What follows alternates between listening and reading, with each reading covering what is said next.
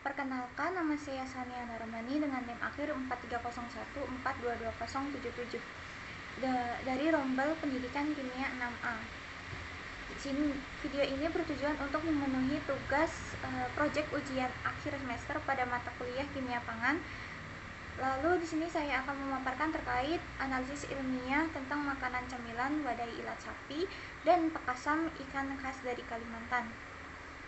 Untuk jawaban nomor 1A, ini benarkah fermentasi membuat adonan wadai lebih mengembang? Ya, saya setuju, karena fermentasi itu adalah sebuah proses biokimia di mana mikroorganisme seperti ragi menguraikan gula menjadi gas, karbon dioksida, dan etanol sebagai bahan sampingnya. Nah, si gas karbon dioksida ini yang membentuk gelembung-gelembung udara dalam adonan, sehingga pas dipanaskan gas ini mengembang dan membentuk sebuah rongga ya, membuat kue ini menjadi lebih empuk dan berpori. Nah, namun dalam fermentasi ini membutuhkan waktu dan kondisi yang lebih tepat, seperti suhunya hangat dan kadar gulanya yang harus cukup. Kalau nggak tepat ya nanti hasilnya bisa jadi bantat. Terus fermentasi ini kan bisa membantu seperti saya jelaskan tadi agar lebih lembut gitu ya. Nah, tapi perlu penanganan yang lebih baik dan dari kondisi atau suhunya agar kue itu tetap konsisten dan lebih optimal jadinya, hasil jadinya gitu. Terus untuk nomor 1B, ini bagaimana dengan kencing kuda?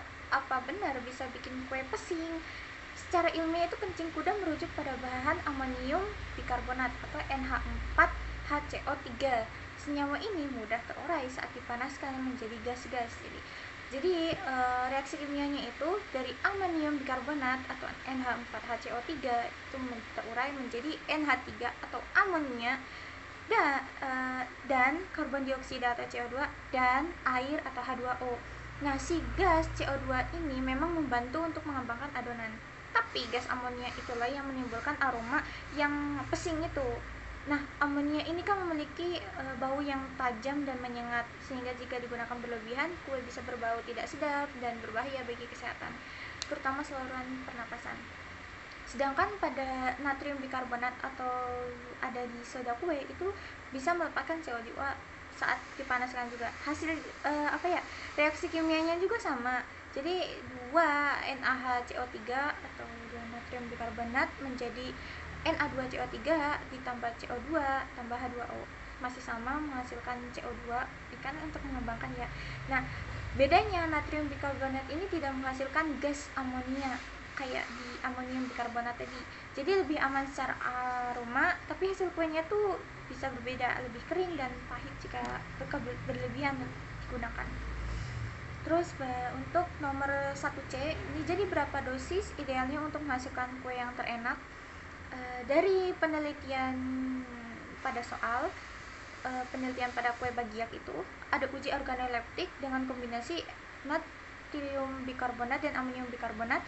Nah, nilai tertinggi dari segi penerimaan konsumennya itu ada pada kombinasi 3% NHCO3 dan 0,5% NH4HCO3 dengan skor 0,82. Nah, ini menunjukkan bahwa karbon dioksidanya itu cukup untuk mengembangkan adonan. Terus amonium bikarbonat itu tetap dipakai tapi dalam jumlah yang sangat kecil itu, jadi 0,5%, agar tidak menimbulkan aroma yang pesing.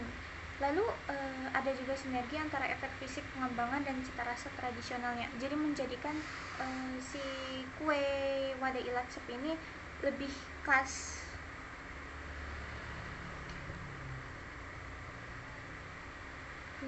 Selanjutnya nomor 1D, bagaimana implementasinya untuk UMKM lokal? Sebagai solusinya, saya menyarankan untuk menggunakan pendekatan edukatif dan kontekstual untuk para pelaku UMKM. Jadi dari sisi bahan dan proporsinya itu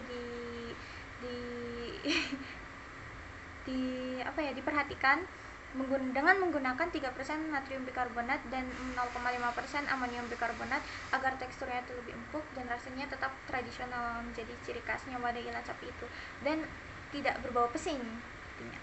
Lalu sediakan alat ukur sederhana seperti timbangan digital mini untuk membantu UMKM menakar secara presisi apalagi untuk menakar si amonium bikarbonatnya itu. Kalau bisa kebanyakan kan bisa fatal nanti.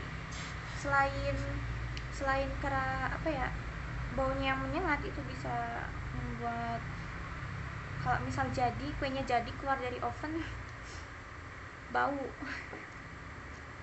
Terus dari langkah edukatifnya ini, UMKM ini harus mengadakan pelatihan komunitas tentang bahan pangan yang aman dan sah menurut BPOM.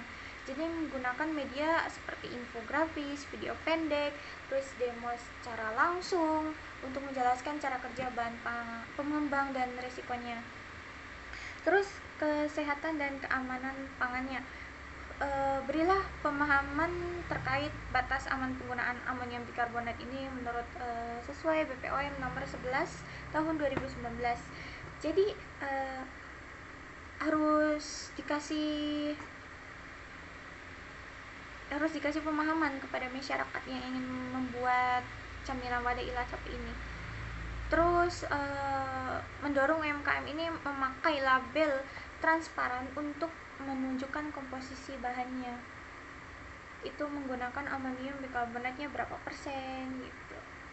Terus selain itu ada pelestarian cita rasa tradisional. Nah, dengan melibatkan tokoh lokal dan sesepuh kuliner agar terinovasi gitu, tetap menghargai budaya dan warisan leluhur. Terus selanjutnya saya akan menjelaskan terkait analisis ilmiah tentang Pak Asam ikan khas dari Kalimantan. Jadi jawaban nomor 2A, bagaimana fermentasi bisa mengawetkan dan membuat Pak Asam menjadi asam? Secara ilmiah, fermentasi itu sudah saya jelaskan tadi, proses biologis yang dilakukan oleh mikroorganisme seperti bakteri asam laktat atau BALI. Dalam pembuatan Pak Asam ini, bakteri memanfaatkan karbohidrat dari bahan tambahan seperti nasi atau beras sebagai sumber energi atau ATP, dan hasilnya akhirnya menjadi asam laktat atau lactic acid. Reaksi umumnya tuh seperti glukosa menjadi asam laktat dan energi atau ATP. Nah, asam laktat inilah yang akan menurunkan pH hingga di bawah 4,5. Asam ya, asam banget. Menciptakan lingkungan yang asam yang menghambat pertumbuhan bakteri pembusuk dan bakteri patogen yang berbahaya lah intinya.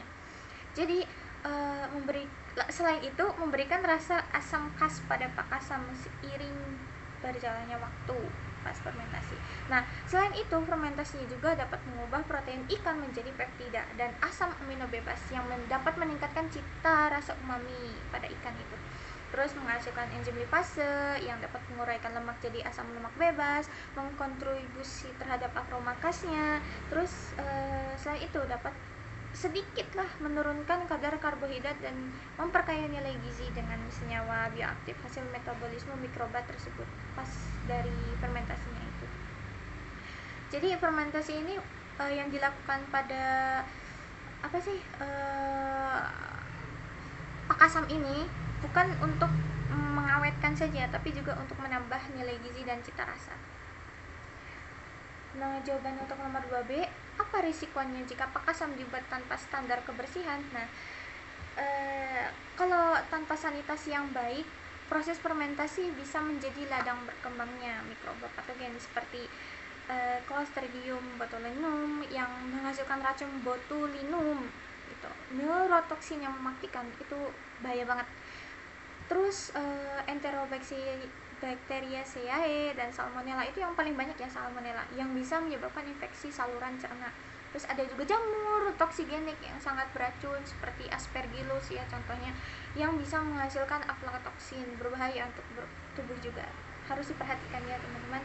Terus jika pH-nya tidak turun dengan cepat nih, karena fermentasinya terhambat atau kadar garam terlalu rendah, itu maka mikrobanya tuh bakal, yang jahat itu yang bisa menang, yang baik-baik itu bakal kalah ya, karena nggak asam gitu. pH-nya tidak turun. Nah, apa dampaknya sih? Nah, dampaknya tuh kita bisa berisiko keracunan makanan, jadi bakal diare dan lain-lain, pencernaannya infeksi, bahkan ya sampai ususnya sakit-sakit gitu. Terus gangguan pencernaan hingga kerusakan organ dalam bila toksitrakmilisasi. Terus menurunkan kepercayaan terhadap produk tradisional. Jadi kalau mau bikin makanan tradisional yang melibatkan fermentasi itu harus hati-hati ya teman-teman. Jangan sampai lebih harus diperhatikan lagi, jangan sampai meracuni konsumen. Terus jawaban untuk 2C, garam dapur dengan garam krosok itu mana di antara mereka yang lebih cocok? Nah, dari narasumber yang saya lihat video dari soal itu, saya setuju dengan narasumbernya, itu garam dapur yang terlalu banyak memang bisa membuat rasa asamnya menjadi pahit, karena si garam dapurnya itu kan NaCl murni, memiliki rasa asin pahit bila berlebihan. Terus garam krosok itu garam kasar, lebih alami dan mengandung mineral lain seperti magnesium, kalsium, dan kalium yang dapat menyeimbangkan rasa. Terus namun dari sisi fermentasinya itu lebih baik yang garam krosok ya, karena garam krosok ini mineral yang mendukung pertumbuhan asam laktatnya lebih pokoknya lebih alami gitu loh. Tapi ada kekurangannya, risikonya itu kalau nggak higienis bisa mengandung kontaminan logam berat atau mikroba. Jadi solusinya gimana sih? Solusinya ya tinggal garam krosoknya itu tinggal dibersihkan dengan cara retreatment seperti pemanasan atau pemurnian sederhana atau rekristalisasi secara metode kimianya gitu.